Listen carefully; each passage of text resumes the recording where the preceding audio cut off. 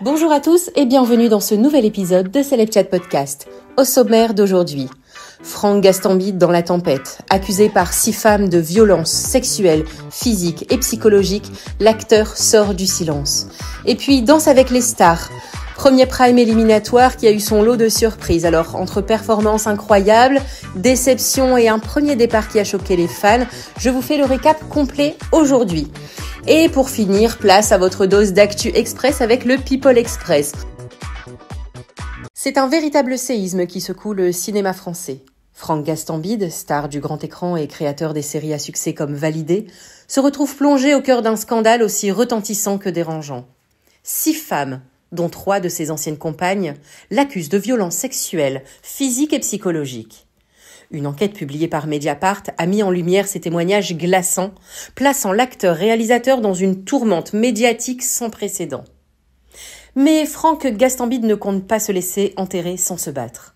Face à ces accusations, il sort les griffes et crie au complot personnel, dénonçant une campagne de calomnie orchestrée, selon lui, par l'une des plaignantes qu'il accuse, ironiquement, de violence à son encontre.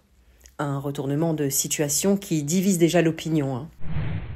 Les récits de ces 6 femmes, dévoilés par Mediapart, sont lourds et choquants. Entre manipulation psychologique, violence physique et comportements déplacés, le tableau dressé est accablant. Certaines des plaignantes évoquent même des années de silence par peur des représailles et de l'influence du réalisateur dans le milieu du cinéma. Dans un communiqué, Franck Gastambide nie catégoriquement toutes les accusations et se présente même comme la véritable victime dans cette affaire.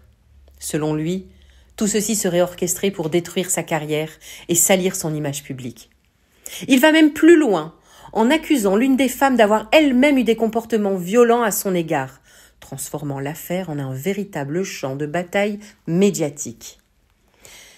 Et depuis la révélation de l'affaire, les réactions s'enchaînent, tandis que certains collègues appellent à la prudence et au respect de la présomption d'innocence, d'autres s'indignent et demandent la suspension immédiate des projets du réalisateur.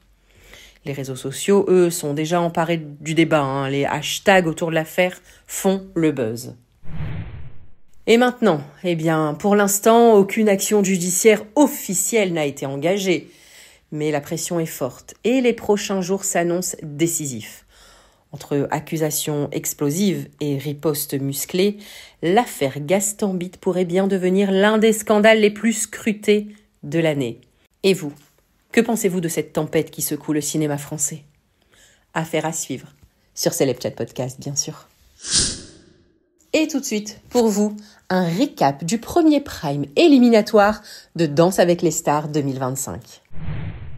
Le vendredi 21 février 2025 marquait un tournant crucial dans la nouvelle saison de Danse avec les stars, avec le tout premier prime éliminatoire. Après 2 semaines de compétition sans éviction, les candidats se sont affrontés lors d'un prime intense et plein de rebondissements, qui a vu l'aventure s'arrêter prématurément pour l'un d'eux. Tout d'abord, la soirée a débuté en beauté avec Florent Manodou qui a ouvert le bal accompagné d'Elsa Bois. Le duo a livré une valse maîtrisée sur le mythique We Are the Champions de Queen. Leur performance leur a valu un total de 28 points. En cumulant ces résultats avec les 29 points récoltés lors du premier prime, Florent Manodou et Elsa Bois ont terminé avec 57 points. Et c'est ensuite Lenny, révélée par Star Academy, qui a foulé le parquet avec son partenaire Jordan Mouirak sur un quick-step endiablé au son de Single Ladies de Beyoncé. Le duo a impressionné le jury. Avec 34 points supplémentaires, Lenny et Jordan ont grimpé à un solide total de 72 points, renforçant leur statut de favoris. Et les autres duos se sont ensuite succédés. Adil et Rami et Anna Riera ont dansé une rumba pleine d'émotions. Adil n'a pas pu retenir ses larmes. Mayan et Christophe Licata ont enflammé la scène sur Clic Clic Pampan de Yans. Et puis, c'était le tour de Candice Pascal et Franck Leboeuf qui ont poursuivi avec énergie avant de céder la place à la superbe Charlotte de Turckheim et Yann Alric Mortreuil. Ensuite, Claude Dartois de Koh-Lanta et Katrina Patchett ont tout donné, suivi de Nelson, Montfort et Calisson, puis de Eve Gilles et Nino. Sophie Davant a ensuite tenté de se démarquer avant que John Gelly et Inès Vandamme ne captivent le jury avec une chorégraphie sur Can You Feel It de Michael Jackson. Et enfin, la superbe Julie Zenati et Adrien Cabi ont clôturé la soirée. Mais tout s'est joué lors du face-à-face final. Nelson Montfort, en zone rouge, s'est retrouvé opposé à Franck Leboeuf. Si le commentateur sportif a tout donné lors de ce duel décisif, le public a finalement tranché. Et c'est Franck Leboeuf qui poursuit l'aventure, scellant ainsi l'élimination de Nelson Montfort.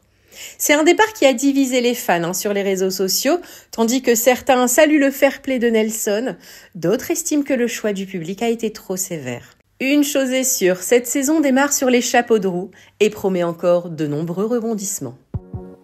Et maintenant, place à votre actualité People Express, un condensé des scoops les plus croustillants de cette semaine. Prêt ? C'est parti. Et on commence par cette news qui est arrivée hier. Le rédacteur en chef du 20h de TF1 a été temporairement écarté de ses fonctions suite à, je cite, un incident lors d'une soirée festive. Et bien que la nature exacte des faits n'ait pas été officiellement précisée, il serait jugé, je cite toujours, assez important pour que la première chaîne de France prenne immédiatement des mesures conservatoires.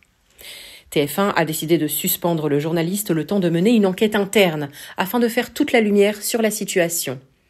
Bon, pour le moment, aucun commentaire supplémentaire n'a été fait par la chaîne qui souhaite rester discrète sur l'affaire. Mais bon, l'incident suscite déjà de nombreuses réactions au sein du PAF, alors que TF1 s'efforce de préserver l'image de son journal TV, l'un des plus regardés du pays. L'enquête interne est toujours en cours et le mystère reste entier sur la nature exacte de cet incident. Affaire à suivre de près. Et maintenant, on passe à Cyril Hanouna, dont l'actualité fait le buzz ces derniers temps. Alors, premièrement, je vous apprenais sur Instagram hier que Cyril Hanouna est tombé dans le piège d'une arnaque concernant un faux événement prévu à Mar-a-Lago le 22 février. Mar-a-Lago, la grande propriété de Trump en Floride, où Cyril Hanouna était censé être invité pour rencontrer le président des États-Unis et Elon Musk. Un certain jeune homme discutait avec lui en direct de la propriété Mar-a-Lago. « Cyril, tu es invité, on t'attend !» Cyril, très très fier, disait à ses chroniqueurs « Oui, ça fait longtemps qu'ils m'attendent en plus. » Vous pouvez regarder cette séquence en réel, en vidéo, sur l'Instagram Celebchat Podcast. Eh bien, sachez qu'en réalité, il s'agissait d'une escroquerie. Cyril Hanouna a évoqué ensuite à ses chroniqueurs « Vous savez, je devais aller rencontrer le président des États-Unis, Elon Musk, mais je ne voudrais pas rater une des dernières émissions TPMP avec vous. » Il n'a pas osé dire qu'il avait été piégé en direct et victime d'une escroquerie. Et puis, il perd aussi son procès contre Louis Boyard. Souvenez-vous, le tribunal a rendu son verdict concernant un clash légendaire en direct sur le plateau de TPMP. Louis Boyard avait osé critiquer Vincent Bolloré, le patron du groupe Canal+, ce qui avait déclenché la colère noire de Cyril Hanouna. Un échange houleux, des insultes et le député quittant le plateau sous les huées. Louis Boyard avait rapidement déposé plainte pour injure publique et la justice a enfin tranché. Le tribunal a rendu son verdict. L'animateur de Touche pas à mon poste a été condamné à verser 1 000 € de dommages et intérêts au parlementaire Louis Boyard, ainsi que 2 000 € pour couvrir les frais de justice. Bon, Cyril Hanouna avait tenté de se défendre en expliquant qu'il s'agissait d'un simple débordement direct. Bon, la justice, elle n'a pas été du même avis et pour le tribunal, les propos tenus ce soir-là dépassaient quand même le cadre de la liberté d'expression et constituaient bel et bien une injure publique. Bon, Cyril Hanouna n'a pas encore réagi officiellement à cette condamnation, mais ses fans s'attendent quand même à une prise de parole lors de sa prochaine émission. Une chose est sûre, la tension entre les deux hommes est loin de retomber. Affaire à suivre dans les prochains épisodes.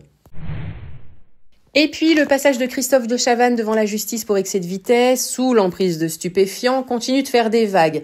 Et ce sont les grandes gueules sur RMC qui ont relancé le débat ce 21 février 2025, au lendemain de sa condamnation. Bon, les avis divergent sur le plateau, mais la tension est palpable. Joëlle Dagosseri n'a pas mâché ses mots. Elle a dit « Après l'affaire Palmade, on se rend compte que certains dans le showbiz n'apprennent rien. Il est temps de se poser les bonnes questions. Doit-on tolérer ça sur le service public ?» Le débat s'est enflammé lorsqu'un chroniqueur a lancé « La consommation passive, ça n'existe pas. La cocaïne, tu te la mets dans le nez toi-même. » De Chavannes avait publié un livre niant toute consommation et aujourd'hui il se retrouve condamné. Où est la transparence ? L'affaire dépasse aujourd'hui le simple cadre de la sanction judiciaire. C'est la place de Christophe de Chavannes sur France 2 qui est remise en question. Peut-on continuer à incarner le service public quand on a été reconnu coupable de ce type de délit ? Qu'en pensez-vous ? Doit-il rester à l'antenne ? Donnez vos avis en commentaire. Et voilà, Celeb Chat Podcast, c'est fini pour aujourd'hui. Mais on se retrouve demain, bien sûr, pour plus de News People. Allez, ciao, ciao.